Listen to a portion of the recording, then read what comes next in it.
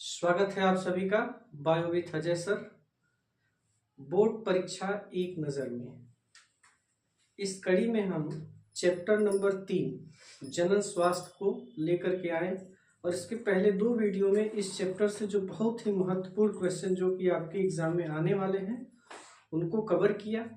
आज इस चैप्टर को पूरी तरीके से कवर कर लिया जाएगा, यानी तीसरा चैप्टर भी आज आपका समाप्त होने जा रहा है और इनसे आने वाले जो बहुत ही महत्वपूर्ण क्वेश्चन है उनको हम लेकर के आए हैं। तो आप सभी लोग चैनल को अवश्य सब्सक्राइब करें, सपोर्ट करें, शेयर करें, लाइक करें। तो आइए चलते हैं इस चैप्टर से आने वाले बहुत ही महत्वपूर्ण क्वेश्चंस की तरफ, जिसमें आज हम देखते हैं शल्य क्रिया विधि। शल्य क्रिया विधि का मतलब ये हुआ इसके पहले हम सभी ने क्या देखा, निषेचन की क्रिया को रोकने के लिए विभिन्न प्रकार के हम लोगों ने रोध के विषय में पढ़ा था, आयुडीज के विषय में पढ़ा था। अब शल्य क्रिया विधि ये क्या होती है, परमानेंट मेथड होती है। यानी जब कोई दंपत्ति ये चाह लेता है कि अब उनके संतान की जो संख्या है वो पूरी हो चुकी है, इससे ज्यादा संतान की आवश्यकता नहीं है, तो वो परमानेंट व्यवस्था की तरफ जाते हैं, जिसे कहते हैं शल्य क्रिया विधि। ये 2 तरीके से होती है, शुक्रवाहक उच्छेदन और डिंबवाहिनी उच्छेदन। ये शुक्रवाहक उच्छेदन कहाँ से, किससे, पुरुष नसबंदी से, और डिंबवाहिनी उच्छेदन कहाँ से, किससे, महिला नसबंदी से। इसे वैसोक्टमी कहते हैं और इसे ट्यूबेक्टमी कहते हैं। अब देखिए होता क्या है, सबसे पहले समझते हैं हम लोग कि शुक्रवाहक उच्छेदन है क्या।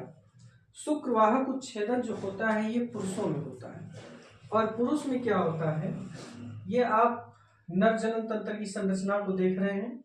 इस नर जनन तंत्र की संरचना में ये शुक्रवाहक नलिकाएं हैं, और पुरुषों में इस शुक्रवाहक नलिका को कट करके, इनको कट करके क्या होता है, बांध दिया जाता है। इस तरीके से कट करके इनको बांध दिया जाता है, और जब कट करके इनको बांध दिया जाएगा तो जाहिर सी बात है कि शुक्राणु का निर्माण होता है वृषण में। वृषण से शुक्राणु जो बनेंगे अब ये आगे बढ़ नहीं सकते, यानी जब इंसेमिनेशन की क्रिया होगी, यानी वीर्य संसेचन की क्रिया होगी, तो उस वीर्य संसेचन की क्रिया में जो वीर्य था उस वीर्य में अब शुक्राणु नहीं रहेंगे। यानी प्रक्रिया तो सामान्य होगी लेकिन उसमें क्या होगा, शुक्राणु नहीं होंगे, क्योंकि आपको मालूम है जो वीर्य होता है उसमें सीमेन जो होता है उसमें क्या होते हैं, शुक्राणु होता है और शुक्री प्लाज्मा होता है।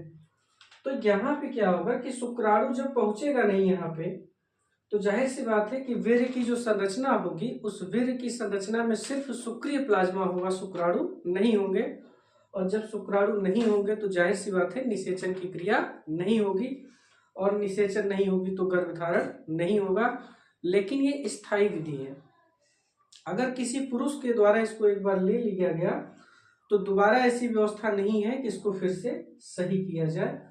तो ये व्यवस्था जब किसी पुरुष के द्वारा अपनाई जाती है तो बहुत सोच समझ करके अपनाई जाती है। बोर्ड परीक्षा में आता है इस शुक्रवाहक उच्छेदन और डिंबवाहिनी उच्छेदन का सचित्र वर्णन करें, तो आपको इस तरीके से चित्र बना करके उसके विषय में लिख देना है कि शुक्रवाहक उच्छेदन में क्या होता है, जो पुरुष होते हैं पुरुषों के शुक्रवाहक नलिका को कट करके दोनों तरफ से इसको बांध दिया जाता है, जिससे शुक्राणु क्या होगा, बाहर नहीं आते और निषेचन की क्रिया नहीं होती। दूसरे क्वेश्चन की तरफ चलते हैं हम लोग, डिंबवाहिनी उच्छेदन। तो डिंबवाहिनी उच्छेदन में क्या होता है, डिंबवाहिनी उच्छेदन में यहाँ पे ये जो आप देख रहे हैं ये अंडवाहिनी फैलोपियन ट्यूब की संरचना है। इस फैलोपियन ट्यूब की संरचना को क्या किया जाता है, इसको भी कट करके, ये महिलाओं के द्वारा अपनाई जाने वाली स्थायी व्यवस्था है, इसमें डिंबवाहिनी को कट करके इसको बांध दिया जाता है। और जब डिंबवाहिनी को कट करके बांध दिया जाता है तो जाहिर सी बात है कि निषेचन की घटना नहीं होगी। यानी संभोग की क्रिया के दौरान जब शुक्राणुओं को यहाँ पे योनि में छोड़ा जाएगा तो शुक्राणु आगे बढ़ते हुए इस अंडवाहिनी तक पहुंचेंगे, लेकिन इस अंडवाहिनी के माध्यम से क्या होगा कि अब शुक्राणु यहाँ यानी एम्पुला क्षेत्र में नहीं पहुंच पाएंगे, और जब एम्पुला क्षेत्र में नहीं पहुंचेंगे तो इधर से क्या होगा, इधर से अंडाणु आएगा एम्पुला क्षेत्र में और दोनों का संयुग्मन हो नहीं पाएगा। और जब अंडाणु और शुक्राणु का संयुग्मन नहीं होगा तो निषेचन नहीं होगा। ये जो व्यवस्था है क्या है, स्थायी व्यवस्था है। ये तब लिया जाता है जब आगे और संतान की चाह नहीं होती है। तो इस तरीके से शुक्रवाहक उच्छेदन और डिम्बवाहिनी उच्छेदन। इसी क्रम में एक बहुत ही महत्वपूर्ण क्वेश्चन हम लोग लेते हैं, एमटीपी क्या होता है, मेडिकल टर्मिनेशन ऑफ प्रेगनेंसी। कई बार पूछा गया कि मेडिकल टर्मिनेशन ऑफ प्रेगनेंसी क्या होती है। मेडिकल टर्मिनेशन ऑफ प्रेगनेंसी का आशय है जब जानबूझ करके किसी गर्भवती महिला के द्वारा गर्भ को नष्ट करवाया जाता है, उसे कहते हैं मेडिकल टर्मिनेशन ऑफ प्रेगनेंसी, यानी सगर्भता का चिकित्सीय समापन। तो ये क्या होता है, प्रशिक्षित डॉक्टर के द्वारा इसको करवाया जाता है। एक आंकड़े के अनुसार प्रतिवर्ष 45 से 50 मिलियन एमटीपी महिलाओं के द्वारा करवाई जाती है। वही अगर देखा जाए तो पूरे वर्ष में जो गर्भधारण की केस होते हैं उनमें से 1/5 भाग जो होता है वो एमटीपी के द्वारा नष्ट करवाया जाता है। और एक गंभीर समस्या है, ये एमटीपी के द्वारा जो इतने भ्रूण को नष्ट करवाया जा रहा है, यानी गर्भ को नष्ट करवाया जा रहा है, उसमें मैक्सिमम केसेस ये होते हैं कि जो भ्रूण होता है भ्रूण के रूप में कन्या होती है। तो इसको रोकने के लिए गवर्नमेंट ने क्या किया, 1971 भारत सरकार ने 1971 में कानून बनाया कि इस तरीके से एमटीपी का उपयोग रोका जाए। यानी एमटीपी बहुत ही रेयर केसेस में, जैसे मान लीजिए कोई बहुत बड़ी समस्या है या गर्भ में पल रहा जो शिशु है उसमें कोई समस्या है, कोई ऐसी बीमारी है कि जन्म के बाद भी उसका जीवन जो है वो सुचारू रूप से नहीं चलेगा, तो ऐसी स्थिति में डॉक्टर की सलाह के द्वारा उनके परामर्श से ही एमटीपी लिया जाएगा। एमटीपी कराना उचित कब होता है, यानी किसी महिला को जब एमटीपी करवाना है, यानी सगर्भता का चिकित्सीय समापन करवाना है, तो उसका जो उपयुक्त समय होता है प्रथम तिमाही, यानी पहले तिमाही में, यानी 12वें सप्ताह के अंदर। क्योंकि इस समय क्या होता है, जो भ्रूण होता है भ्रूण के शरीर के अंगों का विकास हो रहा होता है। तो पहले 12वें सप्ताह यानी प्रथम तिमाही के अंदर एमटीपी करवाना सुरक्षित माना जाता है। इसके बाद क्या होगा, मां के लिए खतरा होता है, तो प्रथम तिमाही के बाद एमटीपी करवाना खतरनाक होता है, और जो कि हर साल क्वेश्चन एग्जाम में पूछा जाता है। और इसी तरीके से क्वेश्चन और आता है, सगर्भता का चिकित्सीय समापन, उसको भी मैं बता देता हूँ। ये तो हो गया सगर्भता का चिकित्सीय समापन। एक क्वेश्चन आता है, सेरोगेट मदर क्या होता है, किराए की कोख। सेरोगेट मदर में क्या होता है, जैसे कोई दंपत्ति है, वो दंपत्ति किसी कारणवश गर्भ धारण नहीं कर सकते, तो ऐसी स्थिति में किसी दूसरे महिला के गर्भ में, यानी शुक्राणु और अंडाणु किसी और दंपत्ति के हैं, उनको निषेचन के माध्यम से भ्रूण को तैयार करके या आईवीएफ का सहारा लेकर के वो जो युग्मनज बनेगा उसको किसी दूसरी महिला के गर्भ में स्थानांतरित कर दिया जाएगा। तो वहां पर क्या होगा, उसका विकास होगा। इसे कहते हैं किराए की कोख, और जिसका प्रचलन काफी तेजी से बढ़ा था, तो इसके लिए भी गवर्नमेंट ने कई नियम कानून सख्त किए हैं। चलिए आगे चलते हैं हम लोग। बहुत महत्वपूर्ण क्वेश्चन, सहायक जनन प्रौद्योगिकी। तो सबसे पहले क्या होता है, इसमें कई बार पूछ लिया है, एआरटी का फुल फॉर्म क्या होता है, असिस्टेड रिप्रोडक्टिव टेक्नोलॉजी, एआरटी। इस एआरटी का फुल फॉर्म क्या होगा बेटा जी, असिस्टेड रिप्रोडक्टिव टेक्नोलॉजी, यानी सहायक जनन प्रौद्योगिकी। ऐसे दंपत्ति जिनमें गर्भधारण करने में समस्या होती है, लेकिन गर्भधारण कर सकते हैं, कुछ समस्याओं के कारण नहीं हो पा रहा है, उनके लिए ये जो टेक्नोलॉजी है एक तरीके से वरदान की तरह कार्य कर रही है। इसमें दो तरीके, एक तो जीवे निषेचन है और दूसरा पात्रे निषेचन।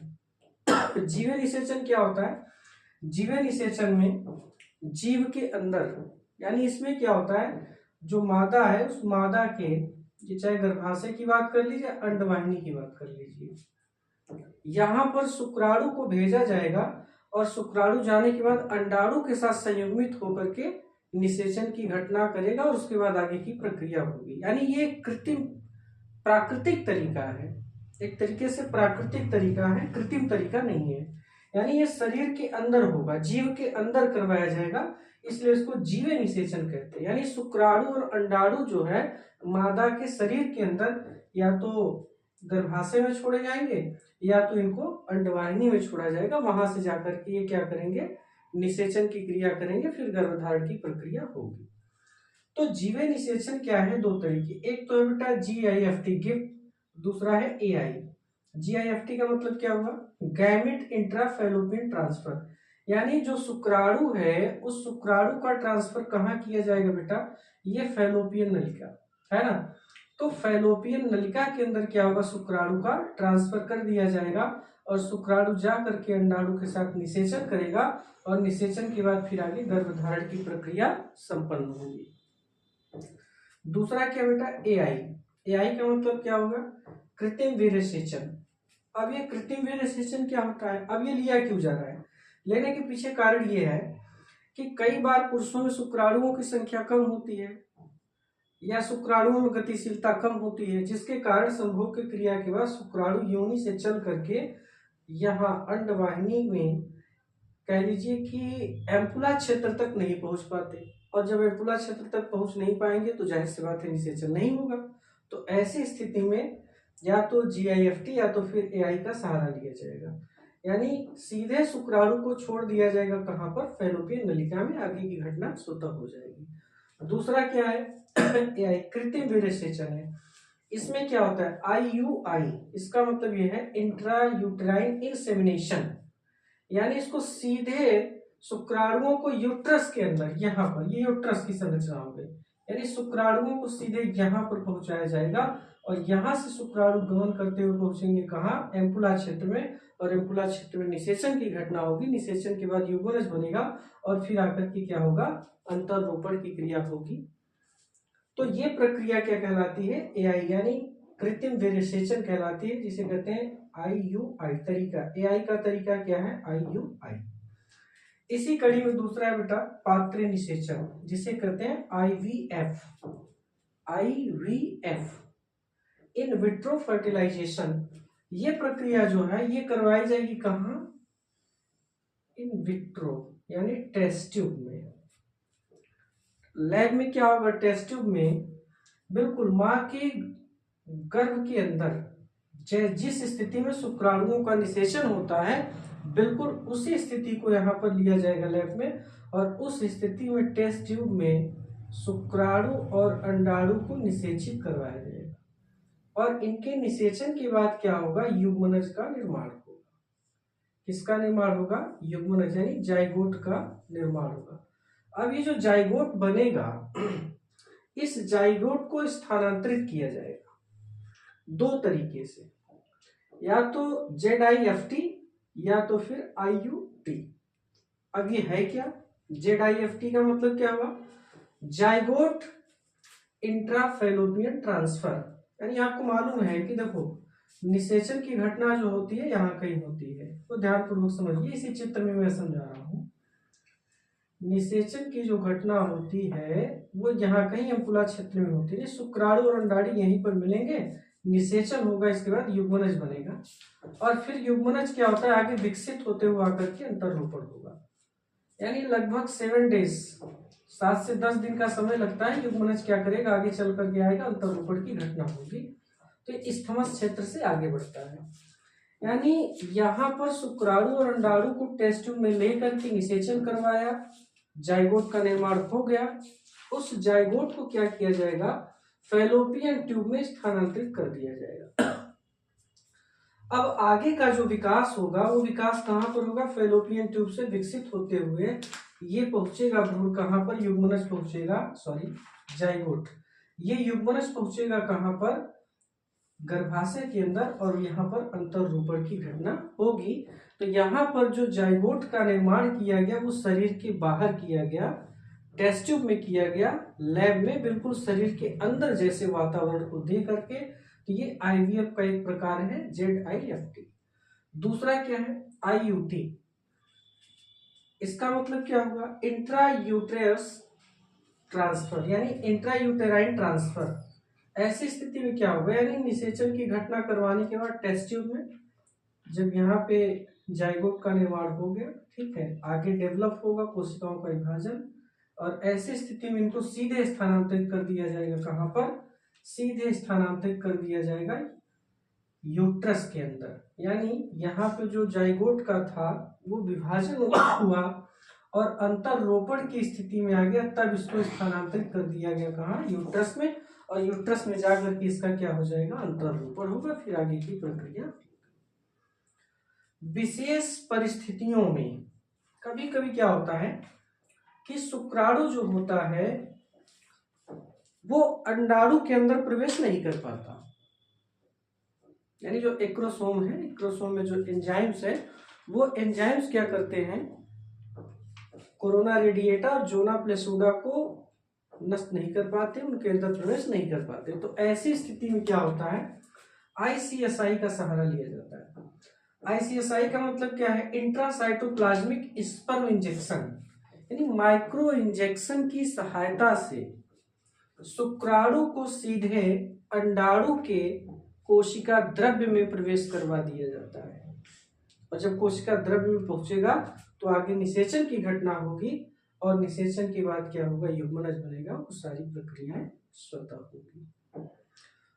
तो इस तरीके से बच्चों यहाँ पे हम सभी ने चैप्टर नंबर 3 जनन स्वास्थ्य, इससे संबंधित आपके बोर्ड एग्जाम में आने वाले सभी क्वेश्चंस को कवर किया।